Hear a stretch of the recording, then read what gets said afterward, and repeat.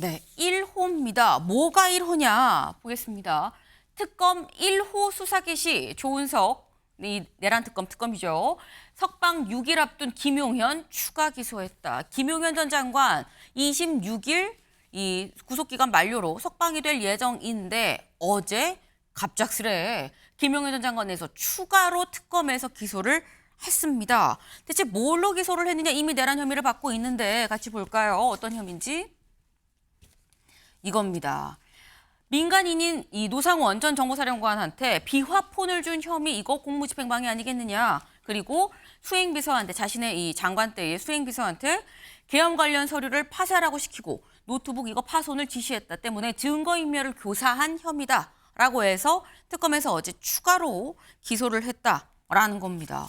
근데 약간 이게 이경미 변호사님, 좀 뜻밖이다라는 얘기가 나온 게 내란 특검은 아직 특검 보도 임명이 안 된 상태거든요. 근데 좀 급작스러웠습니다. 그렇습니다. 이게 사실은 그 특검도 이제 출범을 하기 전에 준비 기간이라는 게 20일 동안 있거든요. 근데 네. 이제 그게 뭐 20일 기간을 둘 수 있고, 그 수사 개시를 하기 위해서는 뭐 기존의 이제 증거를 인멸을 방지하기 위해서 수사를 착수를 할 수 있고, 그리고 이제 공소 유지도 할 수 있다라고 해가지고, 사실은 이제 특검에서도 밝힌 것이 우리가 이제 수사 개시를 했고 그다음에 기소를 한 것이다라는 입장을 밝혔기 때문에 네. 결국 20일을 다 소진을 하지 않았고 150일의 기간, 그러니까 내란 특검에 예정되어 있던 그 기간이 지금 시작이 됐다라고 생각하시면 될 것 같습니다. 근데 이렇게밖에 할 수가 없었던 게, 사실 김용현 전 장관이 지금 26일이 되면은 이제 구속 기간, 1심 구속 기간이 6개월이기 때문에 석방이 될 수밖에 없거든요. 네. 근데 이게 그때 이전에는 사실 검찰 입장에서는 지금 이게 석방이 되면은 증거를 인멸할 가능성이 있다. 무엇보다 윤 전 대통령하고 이제 말을 맞출 가능성이 있다 보니까, 그래서 이 조건을 붙여서 석방을 하는, 보석을 해주는 쪽으로 이제 이야기를 했었는데, 네. 김용현 전 장관 입장에서는 내가 조금만 버티면 그런 조건 달리지 않고 그냥 이제 1심 기간이 끝나니까 내가 이제 나갈 수 있는 거 아니냐, 구속 기간이 그 만기가 되니까 나갈 수 있는 게 아니냐, 그렇게 생각해서 버티고 있었는데, 그거를 이제 검찰에서 만약에 다른 사건으로 이제 기소를 했다면 다시 이제 구속이 될 수도 있었겠지만, 검찰 입장에서는 그 부분에 대해서 이야기를 하진 않았거든요. 네. 그 아무도 지금 이 석방이 되는 걸 막을 수 있는 그런 방법 자체가 없다 보니까 결국 이제 내란 특검에서 지금 이제 뭐 특검보가 임명은 되지 않았지만, 네. 어쨌든 수사를 개시를 했다라고 하고 이제 진행을 하게 되면은 별도의 사건으로 또 이제 기소를 할 수 있었기 때문에, 그래서 무엇보다도 김용현 전 장관이 석방이 돼서 증거인멸의 가능성이 생기는 것을 막고자 하는 취지에서 그래서 전격적으로 수사 개시도 하고 기소까지 이르렀다, 이렇게 좀 생각하시면 될 것 같습니다. 사실상 법원에서 나가세요라고 했는데, 석방입니다, 나가세요. 다만 조건이 있으니까 이것만 좀 지키세요라고 했는데, 김용현 전 장관이 안 나갈 건데요. 나 26일 날까지 버티면 조건 없이도 내가 석방이 되는데요라고 했었던 부분이 있었죠. 그러니까 지금 특검에서 바로 그냥 기소를 했다. 18일 날 수사 개시해서 19일 날 바로 추가 기소를 했다라는 겁니다. 왜? 혹여 석방되고 난 다음에 내란 다른 이 혐의자들과 말을 맞출까 봐 우려가 됐다라는 것도 지금 하나의 이유가 아니었겠느냐라고 변호사님 말씀을 하셨는데, 관련해서 사실 헌재에서 이 변론이 있을 때 그런 비슷한 부분이 말을 맞추는 건가라는 부분이 포착이 된 부분도 있었습니다. 잠깐 보고 올까요? 12월 1일 또는 2일 밤에 네. 우리 장관께서 제 관저에 네. 그걸 가지고 오신 거로 기억이 됩니다. 네. 네. 어쨌든 이거는 실현 가능성, 집행 가능성이 네. 없는데 상징성이 있으니까 놔둡시다, 이렇게 얘기를 예. 한 거로 기억이 되고, 예. 그 상황은 기억하고 예, 계십니까? 기억합니다. 지금 말씀하시니까 기억납니다. 네, 계엄령 작성 부분에 있어서 이걸 누가 작성을 했냐, 이 부분이 왜 들어갔냐에 대해서 서로 뭔가 얘기를 하면서 말씀하시니까 기억이 나네요. 뭐 그런 부분이 있었죠. 헌재에서 탄핵 심판을 받을 때. 그렇기 때문에 이런 부분을 좀 내란 특검도 고려한 거 아니겠느냐라는 거예요. 근데 여기서는 의문이 또 이런 게 있습니다. 한국일보 오늘 사설을 좀 같이 볼까요? 출범하자마자 김용현 추가 기소한 특검. 검찰은 뭐 했나? 특검에서 추가 기소를 할 수 있었다고 한다면 윤영걸 대표님. 네. 그럼 사실상 검찰에서도 할 수 있었던 거 아니야? 라는 얘기가 나와요. 그러니까 뭐 김용현 전 국방부 장관이 네. 6개월 만기가 되면 이달 26일 날 무조건 감옥에서 나오잖아요. 그 전에 검찰이 추가 기소를 했으면은 여기에 대해서 또 뭐 더 구속 연장이 되든지 할 텐데 검찰은 가만히 있었어요. 그리고 특검은 지금 발족되기도 전에 어떻게 이걸 개문 발차라고 그러죠. 버스 문 열린 상태에서 그냥 운전기사가 버스 출발하는 거예요. 네. 그래서 바로 그 특검이 기소를 김용현 했는데 그런 면에서 볼 때 검찰이 수사 좀 의지가 있었느냐 뭐 여기에 대해서 좀 검찰이 지금 비난을 받는 거죠. 누가 봐도 그 김용현 전 장관하고 윤 전 대통령이 그 내란 혐의의 가장 핵심 2명 아니겠어요? 네. 그리고 헌재에서도 얘기할 때 서로 좀 발을 맞춘 흔적도 있고 또 그 12.3 비상계엄 후에 국회에서 해제된 후에 또 만나서 네. 김용현 전 장관한테 윤 전 대통령이 그랬다는 거 아니에요? 이제 어떻게 하려고 이제 어떻게 해야 돼? 이렇게 물어봤다는 거 아니에요? 그래서 둘이가 제일 핵심인데 핵심을 어떻게든지 격리시키고 수사를 진행해야 되는데 검찰이 좀 안일한 측면이 있었다. 이런 비판이 좀 가능합니다. 네. 검찰이 비판을 좀 받을 수 있는 상황이다. 검찰에서 좀 추가적으로 진즉에 기소를 할 수도 있었던 거고 한데 특검이 이 지금 개문 발차하는 형식으로 좀 다급하게 좀 기소를 하는 측면이 좀 분명히 있어 보이는데 이게 검찰한테 이 또 비난의 화살로 갈 부분이 좀 있다라고 말씀을 하셨어요. 근데 어쨌거나 일단 특검에서 내란 특검 차원에서 기소를 했죠. 근데 여기에 대해서 그럼 김용현 전 장관은 가만히 있느냐. 김용현 전 장관 측은 이렇게 얘기를 하고 있습니다. 조은석 특검 현재 수사 준비 기간 아닙니까? 공소 제기할 권한이 없는데 이거 직권 남용 아닙니까? 라고 얘기를 했어요. 이경민 변호사님. 때문에 여기서 얘기를 하는 게 난 이거 이 관련해서 명예훼손죄 난 이거 고발할 겁니다라고 고발을 조치를 한 걸로 지금 알고 있는데 또 이 얘기를 들어보면 그래 준비 기간 중인 거고 특검보도 임명이 안 됐는데 한 거면 또 맞는 건가라는 생각이 들기도 하고요. 그래서 그 부분에 대해서 이제 입장을 밝힌 것 같습니다. 준비 기간이 지금도 계속 진행 중이라고 할 것 같으면 이런 이야기가 계속 나올 수 있으니까 네. 우리는 준비 기간이 어쨌든 그 지금 뭐 6일 정도 됐을 때 그때 끝이 났고 그러니까 수사를 개시를 했다. 네. 수사를 개시를 했기 때문에 지금 말하는 것처럼 이제 준비 기간이 지금이 아닌 상태에서 이제 기소를 한 거다. 그러니까 수사가 개시되고 나서 기록 검토를 통해서 이제 기소를 한 거니까 준비 기간 중에 기소를 한 게 아니다라는 지금 취지로 이제 조은석 특검이 이제 이야기를 한 것이고 네. 지금 그 수사 이 내용에 대해서 공표를 한 부분에 대해서도 사실 이제 뭐 경찰이라든지 아니면 검사가 이 사건 내용을 알게 됐을 때 재판을 해부를 하기 전에 이 사실을 이제 누설을 하게 되면 뭐 피의 사실 공표죄 이렇게 될 수도 있겠지만 이게 기소를 했다라고 하고 나서 이제 이 내란 특검에서 이런 부분들에 대해서 어떤 부분이 문제가 돼서 기소를 했는지를 이제 언론을 통해서 알렸기 때문에 네. 그 부분도 사실은 이제 이 피의 사실 공표가 되지도 않는 부분이거든요. 그래서 뭐 지금 김용현 전 장관 입장에서 뭐 저렇게 주장은 할 수 있겠지만 사실 저 주장은 뭐 지금 이후에 진행되는 절차를 보시면 아시겠지만 뭐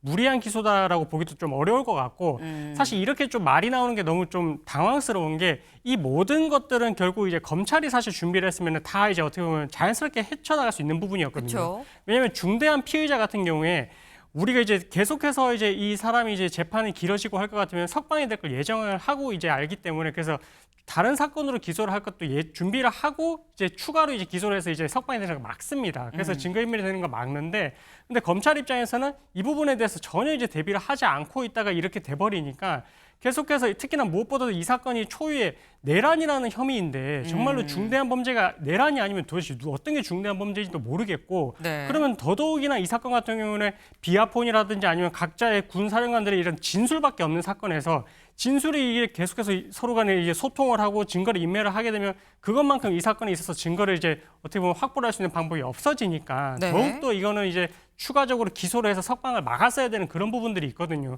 그렇기 때문에 검찰 입장에서도 지금 특검 출범을 앞두고 나서도 지금 이렇게까지 느슨하게 지금 석방 가능성까지 이제 어떻게 보면 이제 높였다라는 점에서 비판을 좀 피하기는 좀 어렵지 않을까 좀 이렇게 추측이 됩니다. 네. 말씀처럼 다른 혐의도 아니고 내란 혐의인데 다른 일반적인 뭐 형사재판이나 다른 것들도 통상 구속기한이 돼서 이 석방이 될 것 같으면 추가적으로 다른 걸 뭐 기소를 한다던가 하는 부분이 있어서 같이 다 큰 그림을 그리고 그렇게 보통 재판을 진행을 하는데 근데 그런 거 없이 갔다는 얘기냐 그렇다고 하면 이건 좀 문제일 수 있다라는 말씀을 하셨어요. 왜냐하면 지금 말씀하셨죠. 이게 보통 진술이 굉장히 중요한 증거가 되는 사건이다. 지금 비화폰도 무슨 내용인지는 사실 모르는 거고 기록만 있는 건데 이거 진술들 서로 입맞추면 어떻게 할 거냐라고 말씀을 하셨는데 지금 현재 사실 김용현 전 장관 말고 다른 내란 혐의 피고인들이 있죠.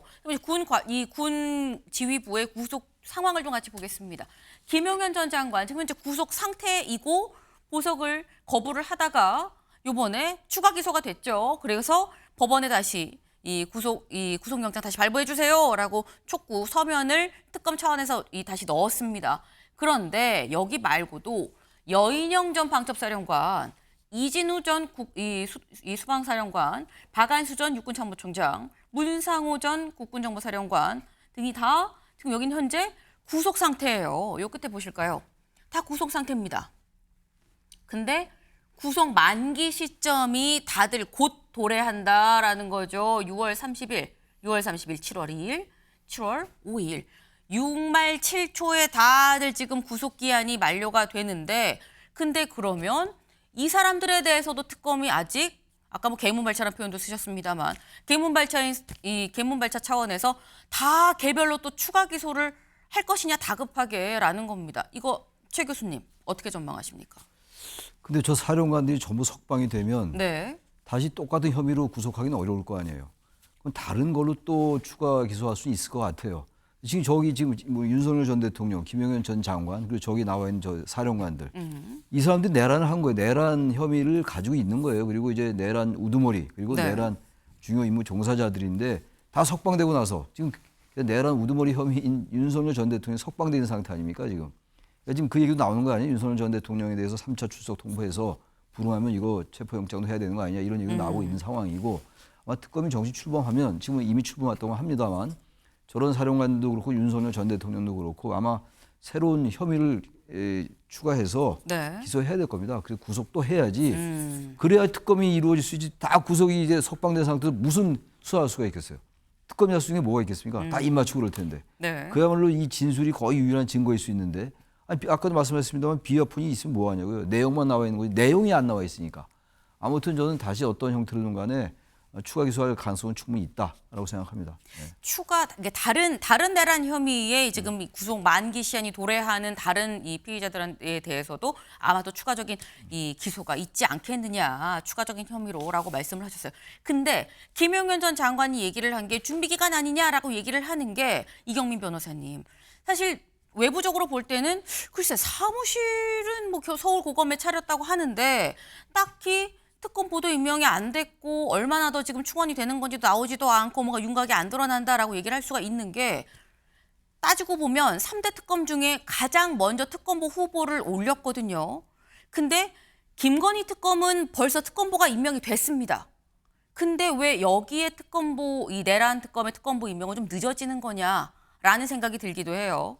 근데 사실 뭐 내란 특검보 임명을 하는 것도 사실 뭐 인물도 중요하고 네. 그다음에 이제 이전에 수사를 해왔던 그런 뭐 기록들 아니면 이후에 앞으로 어떻게 처리할지 이런 부분들에 대해서 이제 면밀히 검토를 해서 이제 뭐 임명을 하게 되는 것인데 근데 사실 이제 특검보가 임명이 되고 이후에 뭐 다른 수사기관 인력 구성이 되고 이런 부분들은 뭐 준비를 해야 되는 부분은 맞긴 하지만 네. 법상으로 따지게 되면 특검법상 이제 특검이 임명이 되고 나면 그 다음의 절차들은 이제 준비 기간 20일은 둘 수 있다는 게 임의 규정이고 꼭 20일을 지켜야 되는 것도 아니거든요. 그리고 뭐 현판식을 꼭 해야 그게 이제 준비 기간이 끝났다 이것도 아닙니다. 왜냐하면 이전에 이제 특검에 있어서도 현판식을 하고 이제 특검이 진행된 경우도 있었고 현판식 없이도 이제 진행을 한 경우도 있었거든요. 그래서 네. 실질이 중요한 것이고 우리가 봤을 때는 뭐 그게 지금 특검 지금 뭐 밑에 있는 특검보부터 시작해서 인력이 지금 구성이 안 됐으면 안 된 거 아니냐 이렇게 생각할 수도 있겠지만 네. 근데 실무상으로 따졌을 때는 이게 수사 개시를 하게 됐을 때 기록을 받아서 이제 사건을 진행을 하게 될 것 같으면